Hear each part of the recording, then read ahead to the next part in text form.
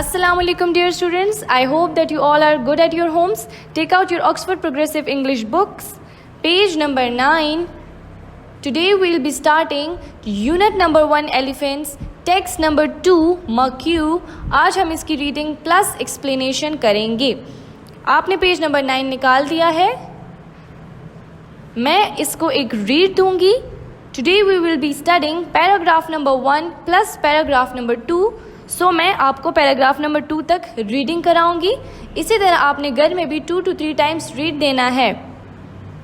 मैं जब रीडिंग कर रही होंगी we will also note difficult words meanings, its English meanings, also its Urdu meanings. So let's start the reading. Non-fiction. The writer of the following text was an English vet who worked in the teak forest of Burma, Myanmar in the 1930s. Look at the board. Vet. Difficult word is vet. Its English meaning is animals doctor. Its Urdu meaning is जानवरों का doctor. He looked after the elephants which worked in the teak forest, as did Shvidog in the previous story. Because of his work with the elephants, he was known as Elephant Bill.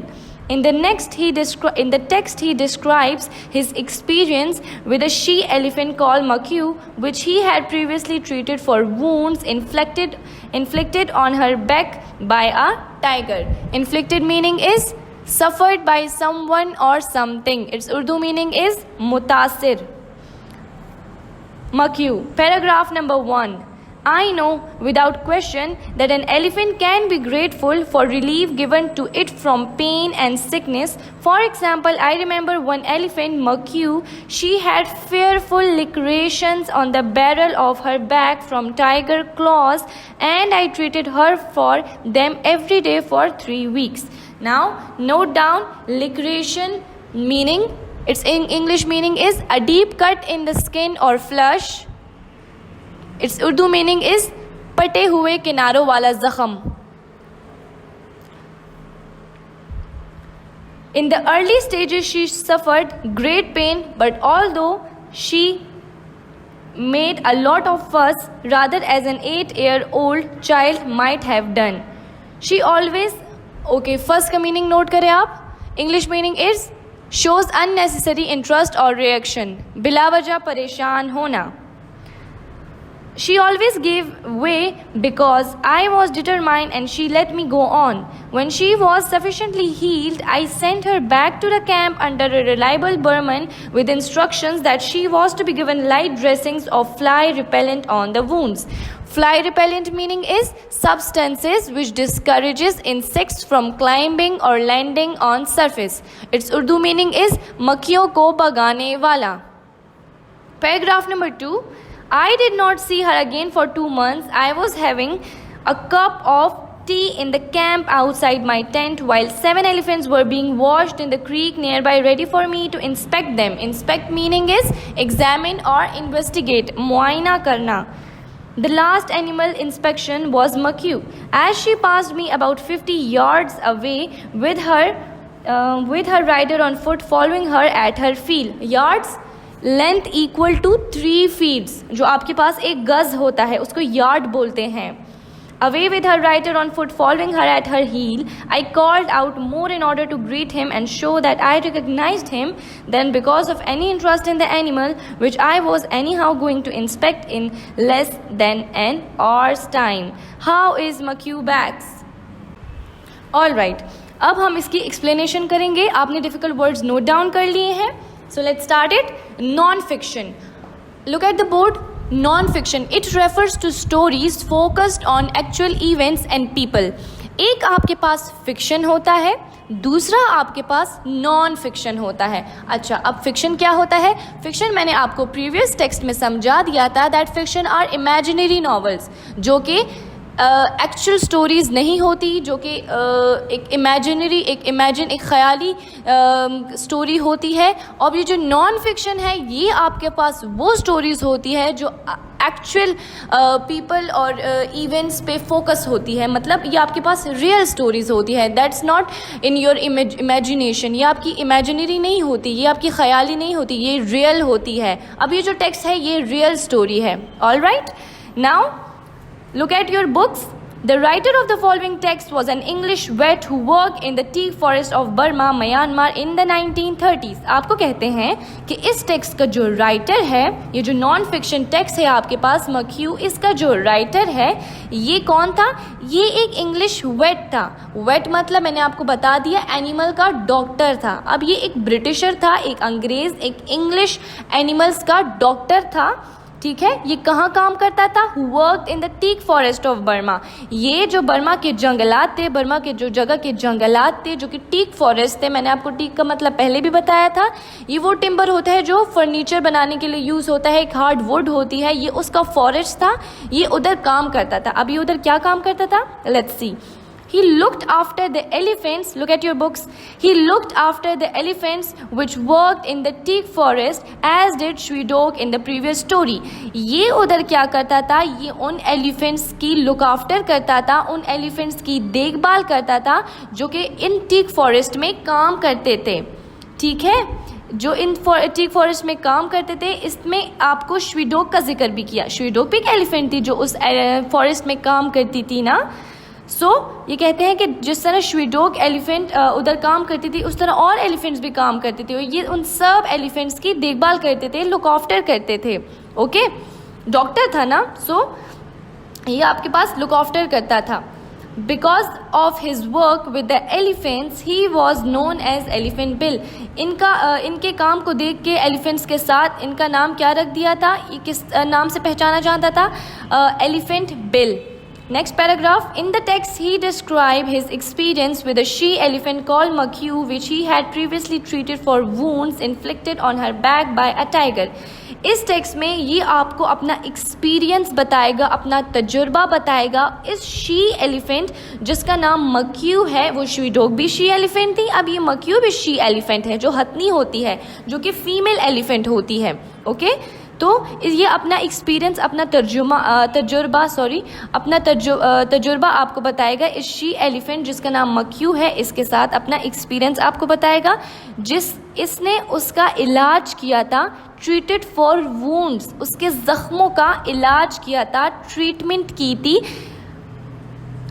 की थी जो कि उसके back पर किसी चीते के वार की वजह से वो ज़ख्म बने थे. इसने उसकी ट्रीटमेंट की थी. इसका जो बैक था, जो कमर थी, वो बहुत ज़्यादा इन्फ्लिक्टेड हो गई थी, बहुत ज़्यादा मुतासर हो गई थी उस वूंड से, उन ज़ख्मों से. वो ज़ख्म कहाँ से इसको लगे थे? एक चीते के अटैक से लगे थे. Now paragraph number 1. मक्यू. I know without question that an elephant can be grateful for relief given to it from pain and sickness. ये कहता है कि मैं जानता हूँ, ये विदाउट क्वेश्चन ये एक स्टेटमेंट दे रहा है कि बग़ैर किसी सवाल के मैं जानता हूँ कि ज़ाहिरी बात है कि एक एलिफेंट है, वो बीमार है, वो दर्द में है, उसका पेन है, वो जब उससे रिलीफ पा जाती है, उसको रिलैक्सेशन मिल जाती है उसके पेन से, उसके बीमार होने से, जब वो आराम से ठीक होने लगती है तो वो थैंकफुल होती है, वो ग्रेटफुल होती है. ये कहते हैं कि ये तो मैं बग़ैर किसी सवाल के बता सकता हूँ कि एक एलिफेंट है, वो अपनी बीमारी से निकल के जब वो रिलैक्स हो जाती है, उसको रिलीफ मिल जाता है, तो वो काफ़ी ग्रेटफुल होती है, काफ़ी थैंकफुल होती है.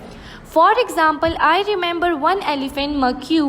She had fearful licuration on the barrel of her back from tiger claws. ये कहता है कि उसी तरह मुझे याद है कि एक एलिफेंट थी जिसका नाम मक्यू था.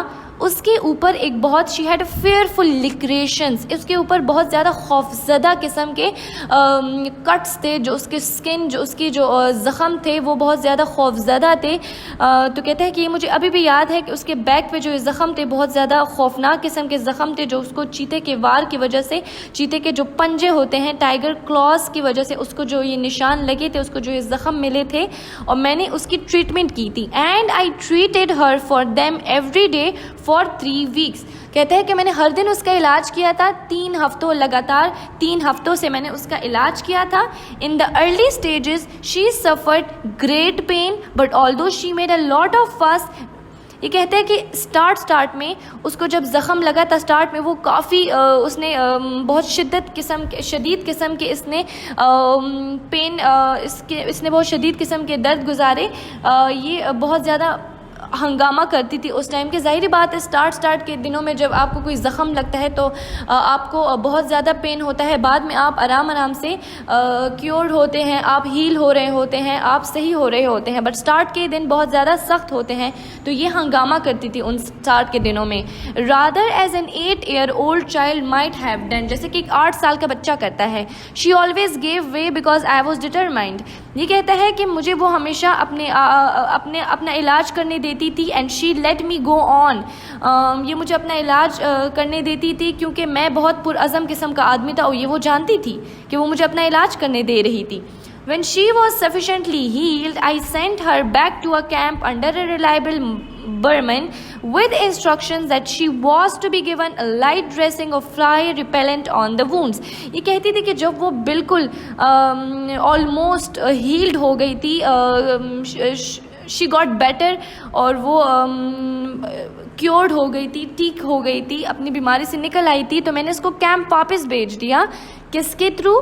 एक रिलायबल बर्मन के थ्रू। जो वहाँ का रिहायशी था उसको बर्मन बोलते हैं, बर्मस का रिहायशी बर्मन हुआ। रिलायबल मतलब कि एक भरोसेमंद बर्मन था, उसके साथ मैंने इसको भेज दिया और मैंने उसको इंस्ट्रक्शंस दी कि तुमने इसके ज़ख़म के ऊपर एक हल्की सी पट्टी करनी है ताकि इसके ऊपर मच्छर आके ना बैठ सके, इसके ज़ख़म को और ख़राब ना कर सके। Now paragraph number 2, I did not see her again for 2 months। अब ये कहते हैं कि मैंने उसको 2 महीनों तक पे नहीं देखा। इसने उसको कैंप भेज दिया ना, 3 weeks का इलाज करके इसने इसको कैंप में भेज दिया और एलिफेंट्स के साथ। तो ये कहते हैं कि मैंने उसको 2 months तक नहीं देखा। I was having a cup of T in the camp outside my tent.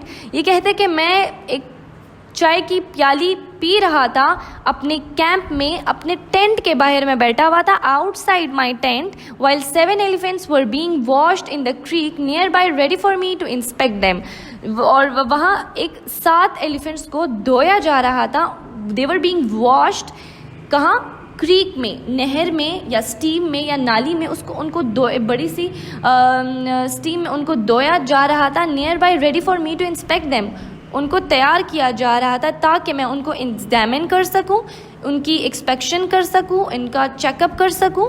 The last animal to come out of the creek and to return to camp to dry off before inspection was McCue. अब ये कहते हैं कि जो आखिरी animal था, जो आखिरी एलिफेंट थी उधर से जो निकल आ रही थी, कहाँ से? क्रीक से, जो कि नदी थी, नहर थी, वहाँ से जब निकल आ रही थी तो मक्यू एक आखिरी एलिफेंट थी और सारी चली गई थी, ये आखिर में बच गई थी, ये आखिर में रह गई थी। अब ये निकल रही है क्रीक से और अपने कैंप की तरफ जा रही है ताकि उसको उधर ड्राई किया जाए, ड्राई ऑफ बिफोर इंस्पेक्शन। उसको वॉश कर दिया था, अब ड्राई ऑफ करने वो जा रही है ताकि फिर वो मेरे पास आए और मैं उसका चेकअप कर सकूं। Okay, as she passed me about 50 yards away with her rider on foot following her at her heel. अब ये कहता है कि वो एक 50 गज के फासले से आ रही है, उसके पीछे उसका जो राइडर है वो है, उसके पीछे पीछे पैदल आ रहा है, एट हर हील, वो अपने एलिफेंट के पीछे पैदल आ रहा है। I called out more in order to greet him and show that I recognise him then because of any interest in the animal. अब ये कहता है कि मैंने उसको बुलाया, उसके राइडर को मैंने बुलाया। I called out more in order to greet him, मैंने उसको सलाम पेश किया। और मैं ये सलाम इसलिए, मेरा मकसद ये था सलाम करने का कि मैं इस तरह शो करूं कि मैं उसको जानता हूं, एनिमल्स के गर्ज से नहीं बल्कि ऐसे ही मैं उसको जानता हूं, इसलिए उसने उसको सलाम किया। किसने? ये जो राइटर है उसने उस राइडर को, जो एलिफेंट के पीछे आ रहा था पैदल, उसको सलाम किया। Which I was anyhow going to inspect in less than hours time. अब ये जो कहता है कि मैं बस 1 घंटे से थोड़ा ही टाइम रहता था इंस्पेक्शन में, जब मैं उसको इंस्पेक्शन करूँगा, उन एनिमल्स की एग्जामिन करूँगा, उनका चेकअप करूँगा, तो 1 हफ्ते 1 आवर का टाइम से भी थोड़ा रह गया था। ये उससे पूछता है राइडर से कि हाउ इज़ मक्यूज़ बैक, मक्यूज़ की जो बैक है वो अब कैसी है? वो बीमार थी, उसके ऊपर ज़ख़म थे ना, तो अब ये उससे पूछा कि मक्यूज़ की बैक कैसी है। अब कैसी है, इसका आंसर इंशाल्लाह हम नेक्स्ट लेक्चर में पढ़ेंगे। आज के लिए इतना काफ़ी है, आप इसको घर में एक रीड दें। आई होप आपको समझ आ गई होगी।